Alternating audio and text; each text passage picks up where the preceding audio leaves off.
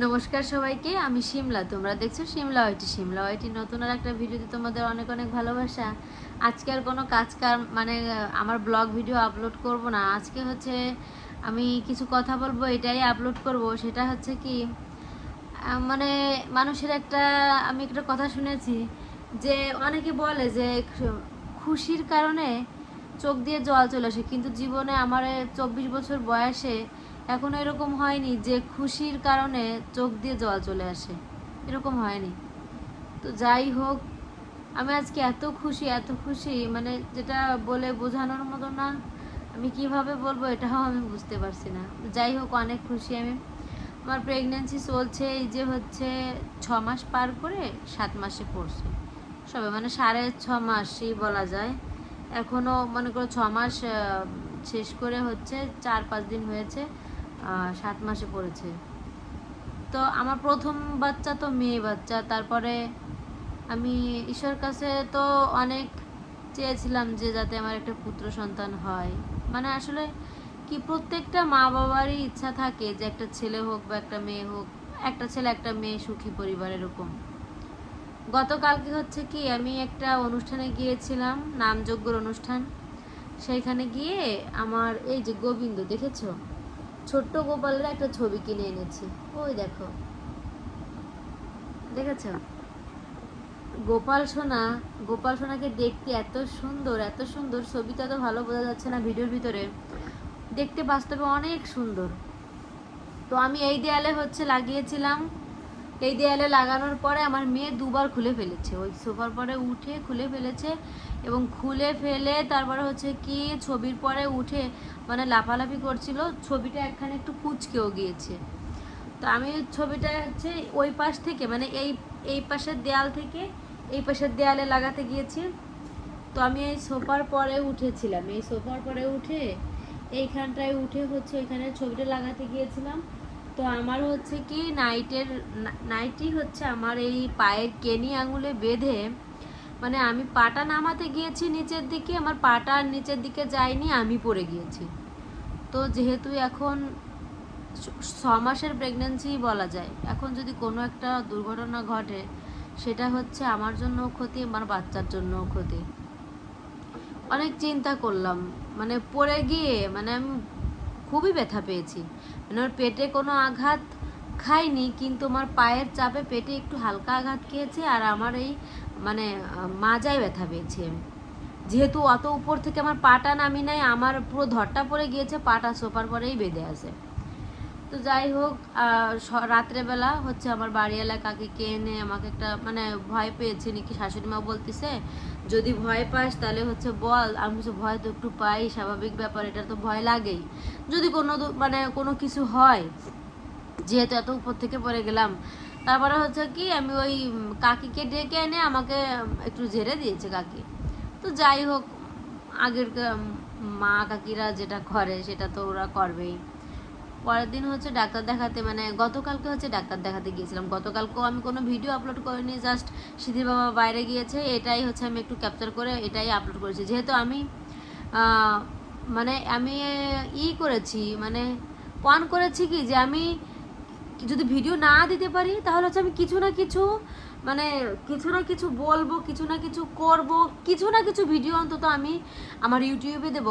আমি মানে ইরেগুলার হতে চাই না, কিছু না কিছু আমি দিতেই চাই। মানে আমার ইন্টেনশনটা হচ্ছে কি, যে আমার প্রত্যেক দিন একটা ভিডিও আমি দেবই দেব, সেটা হোক আমার কাজের ভিডিও বা রান্নার ভিডিও বা আমার ব্লগিং ভিডিও, যাই হোক, মানে একটা না একটা ভিডিও আমি এখানে আপলোড করব, যাতে আমার রেগুলারিটিটা থাকুক, আমার কাজের প্রতি একটা আগ্রহ থাকুক, যে না কালকে দিয়েছে আজকে কিছু না কিছু দিতে হবে, এরকম। তারপর যাই হোক, বাইরের জন্য কি একজন ডাকাডাকি করছিল, তো ওই ছবিটা লাগাতে গিয়ে পড়ে গেলাম। এবার সকাল রাত্রে এমনিও আমি 7 মাস আমি এখনও ডাক্তারটাকে দেখাইনি। আমি হচ্ছে কি, আমাদের এইখানে একটা ঠাকুর আছে, ওই ঠাকুরের কাছে নাকি গেলে পুত্র সন্তান লাভ হয়, অনেকে বলে ওই ঠাকুরের কাছ থেকে চেয়ে আনতে হয়। আসলে সত্যি কথা বলতে কি, ভক্তি দিয়ে মানুষের মুক্তি, তুমি যদি ভক্তি করো তুমি যদি গুরুজনকে ভক্তি করো, তুমি যদি সবার সেবা যত্ন করো, ঈশ্বরের সেবা যত্ন করো, তোমার মনের আশা দেখবে ঠিকই পূর্ণ করবে, এরকম আমার মনে হয়, মানে এখনে মনে হচ্ছে সত্যি কথা। তারপরে আমি হচ্ছে ওই অনেক দিন ধরেই যাই, প্রায় 1 বছর তো হলো আমি ওই মন্দিরে যাই। আমার গত ভিডিওতে যদি তোমরা দেখো তাহলে হচ্ছে বুঝতে পারবে যে আমি প্রত্যেক শুক্রবারে প্রায় 1 বছর ধরেই হচ্ছে ওইখানে ওই মানে বাবার কাছে যাই। গিয়ে আমার আমার কাছে এরকম মনে হয় ওইখানে গেলে আমার অদ্ভুত একটা ফিলিংস, মানে ওইখানে গেলে মনে হয় কি আমার শান্তি, মানে এত ভালো লাগে, এত ভালো লাগে আমি বলে বোঝাতে পারবো না। যদি আমার একটা শুক্রবার মিস হয়ে যায় যে আমি শুক্রবারে যাইনি, আমার খুব খারাপ লাগে, কেন জানি না, আমার খুব খারাপ লাগে। তো যাই হোক, ওই এখন ওই ছবিটা লাগাতে গিয়ে পড়ে গেলাম, পরে ডাক্তারের কাছে গিয়েছিলাম কালকে। আমাদের বাংলাদেশে তো আবার মনে করো কি যে ইন্ডিয়াতে পুরোদমে হচ্ছে নিষিদ্ধ, বাইরের কান্ট্রিতেও নিষিদ্ধ, মানে ছেলে বাবু হবে না মেয়ে বাবু হবে, কিন্তু আমাদের বাংলাদেশে মানে বলে দেয় বলতে কি, মনে করো যে তোমার আগে 2টো মেয়ে বাচ্চা, তোমার যদি পরে আবার মেয়ে বাচ্চা হয় তাহলে হচ্ছে বলতে চায় না যে এটা বলা নিষেধ। এমনিও সত্যি কথা বলতে কি বলা নিষেধ। আমি যে ম্যাডামের কাছে আলট্রা করেছি সেই ম্যাডামের কাছে আমি শুনেছিলাম, ম্যাডাম আমার ছেলে বাচ্চা হবে না মেয়ে বাচ্চা হবে, তো ম্যাডাম বলছে কি যে এগুলো বলা নিষেধ, এগুলো শোনা যাবে না, এগুলো শুনবেন না কখনো, আর যদি পরে আলট্রা করেনও তাহলেও শুনবেন না, এগুলো বলা যাবে না। আমি আর পরবর্তীতে আর আগ্রহ করিনি যে আমার প্রথমে যেহেতু মেয়ে, আমার ঈশ্বর যদি আমার একটা মেয়েও দেয় সেটা নিয়েও আমার মানে খুশি থাকতে হবে, তার কারণ ঈশ্বরের পর দেখে কারোর কোনো হাত আছে? এই জিনিসগুলো যদি আমি আমি যদি হাতে বানাতে পারতাম, মা বা মনে করো আমি 2 লাখ টাকা দিচ্ছি, আমাকে একটা ছেলে দাও, তাও আমি দিয়ে আনতাম, এরকম একটা কথা না? এটা কিন্তু সবারই একটা ইচ্ছা থাকে না প্রত্যেকেরই, প্রত্যেকটা মায়ের একটা ছেলে একটা মেয়ে একটা সুখী পরিবার, এটা চাওয়া থাকে ঈশ্বরের কাছে। যাই হোক, ম্যাডাম বলে নাই, পরে আমার পাশে যে মহিলা ছিল মানে যে আপু ছিল, সে আপু আমাকে বলে, মানে আমাকে হাতে চিমটি পিটি কেটে বলছে কি যে আমি পরে বলবো না, আমি পরে আর পরে বলবে আমারও আর খেয়াল নেই শুনতে, তখন বলেছে সে যে বলবে না। তারপরে আর বললো কি যে ওই আপুটা এসে পরে বললো কি এই দিদি আপনার ছেলে বাবু হবে। পরে এত এত খুশি লাগছে যে যে খুশিতে মানুষের চোখ দিয়ে জল আসে আমি কখনো জানতাম না। তখন আমার এত খুশি লাগছে যে আমরা 3টে বোন, আমার একটা ভাই নেই। আর আমি যখন ক্লাস 8-এ পড়ি তখন হচ্ছে আমার বাবা মারা যায়। তো মনের ভিতরে অনেক কষ্ট যে আজকে যদি আমার একটা ভাই থাকতো, আমার বাবা বেঁচে নাই, আমার অন্তত একটা আস্থার জায়গা থাকতো যে আমার ভাইটা বড় হবে, আমার ভাইকে বিয়ে দেব, ভাইয়ের একটা বউ আসবে, তার ছেলে মেয়ে হবে, একটা অস্তিত্ব থাকতো। কিন্তু আমরা যেহেতু 3টে বোন হওয়ার কারণে মনে করো আমার বিয়ে হয়েছে, আমি চলে এসেছি শ্বশুরবাড়ি, আমার দিদির বিয়ে হয়েছে ইন্ডিয়াতে, আমার দিদি রাজস্থান থাকে, এই যে 8-9 বছর হলো আমার দিদির বিয়ে হয়েছে, আমার দিদিকে সেই বিয়ে করে নিয়ে গিয়েছে, আর আমার দিদিকে আমি দেখতে পারিনি। তারপরে যাই হোক, আমার বিয়ে হয়েছে, দিদির বিয়ে হয়েছে, এখন ছোট বোনটা আছে, এখনো বিয়ে হয়নি, বোন হচ্ছে ক্লাস 7-এ পড়ে। তো বোনের বিয়ে আর হয়নি, ও ছোট, তো আর ওকে অত ছোট থাকতে বিয়ে দেবো না, একটু বয়স হোক, তারপরে মাধ্যমিক, তারপরে এইচএসসি পরীক্ষা দেবে, তারপরে। যাই হোক, এখন আমরা 3টে বোন, নিজের একটা ভাই নেই, তারপরে বাবাটাও নেই। বাবাটা যদি থাকতো তাও কোনো আফসোস থাকতো না সত্যি কথা যেটা। আবার আমার প্রথমে মেয়ে হয়েছে, আমার দিদির একটা প্রথমে মেয়ে হয়েছে, এখন সবারই চাওয়া একটা ছেলে। আরও তার থেকে বড় জিনিস হচ্ছে আমার যে শ্বশুরের গোত্রে, এখন আমার বাবার বাড়ির কথা না বলি, যাই হোক, সেখানে তো নিয়তি তো লেখাই আছে যে 3 বোনের পরে আর কোনো প্রজন্ম নেই, এটা লেখাই আছে, এটা বোঝাই যাচ্ছে। কারণ ছেলে না থাকলে তো পরের মেয়ে যদি শুধু মেয়েই হয় তাহলে তো পরের প্রজন্মর একটাও বাড়বে না, কারণ অন্যের মেয়েকে বিয়ে করে আনবেও না, বা একটা প্রজন্ম বাড়বেও না, এরকম। তো যাই হোক, এবার আমার শ্বশুরবাড়ির কথা বলি। আমার শ্বশুররা ছিল 3 ভাই।